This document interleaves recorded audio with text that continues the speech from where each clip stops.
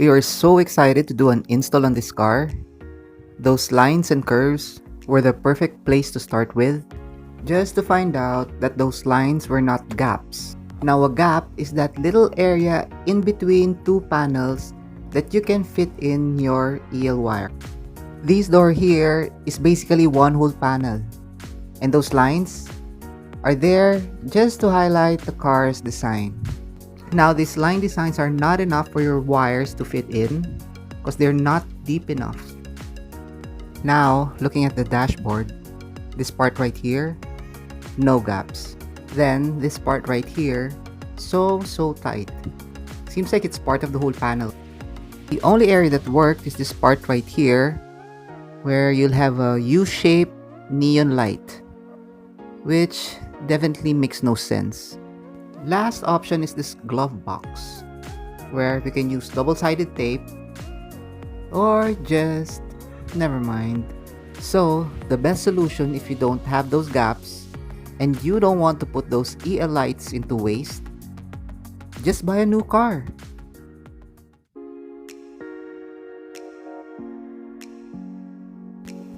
When you hear everyone saying that is dope, well, it's true. These are the most eye-catching lights out there. They even look like lightsabers. You know, and the blue, wow, those are my favorite. But let's see how these bad boys do when the lights are out. Doesn't look like a bad boy anymore. It looks like an ordinary cable wire. So let's try looking at a different blue. Well, this one looks vibrant with a different quality. Do you think it goes well on a beige interior? This one looks like a vegetable, green beans, and even some of these, they look like, you know, they look like they glow forever. We even have anemic spaghetti. And look, more on the menu. We have noodles, spaghetti, string beans, we have kimchi, and we even have Gal Gadot's magic lasso. Now, you guys know what I mean. But don't get me wrong, some of them, they really look awesome. Just like this one. Nice. But what I got are those transparent ones, just to be on the safer side. So this is how it came out. This part right here, that fits snug, and that's gonna stay. But when you go down here, it just ruins everything. I can't even flatten the curve. It's like I poke it from time to time just to tuck it in. Now this is where it goes from dope to nope. It doesn't even look like it's part of the car. So it looks even worse when the lights are off. And I will always love the way it looked before. Neat and clean. What I'm saying is if you have an awesome looking car and you have a luxurious and sleek looking dashboard, then you put one of these. Well, it's just a thought.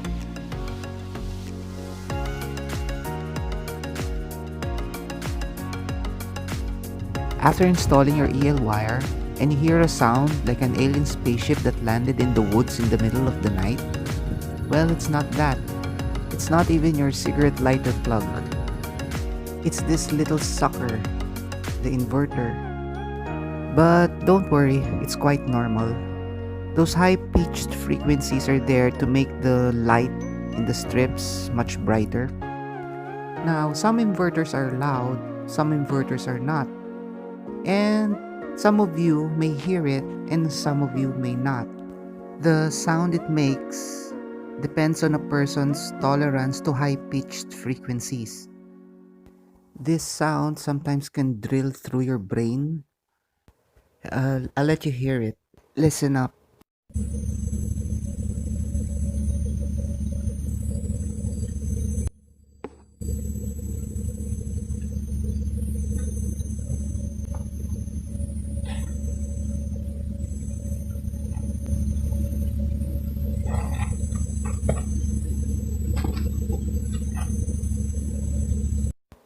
If it gets too annoying and it bothers you, just get a box, try to cover it up, or just bump up the volume of your radio. But just remember, the noise that you hear, that is not an alien.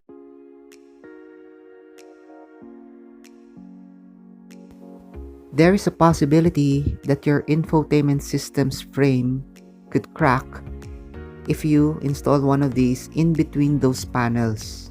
So if it's not gonna fit, don't force it. This is how the strip looked after, crushed and distorted. But the lights are still gonna work. You know why I painted those caps? The reason why is that I didn't want to get those ends dented. But if you notice this part here, I accidentally dented it and it got blurred. Now, even if I try to fix this, the blur grew even longer. So, if you're the meticulous type, this is gonna give you mental instability. That blur is gonna show and there's nothing you can do about it. Yeah, by the way, I have something up here even better than that. Maybe 3 times better than this. I'm gonna share it to you maybe in the next video. Going back, if you want to know how long these things last, well, I don't know. It's just a day since I got it. Think of it this way. If you can't afford the car, what's $2?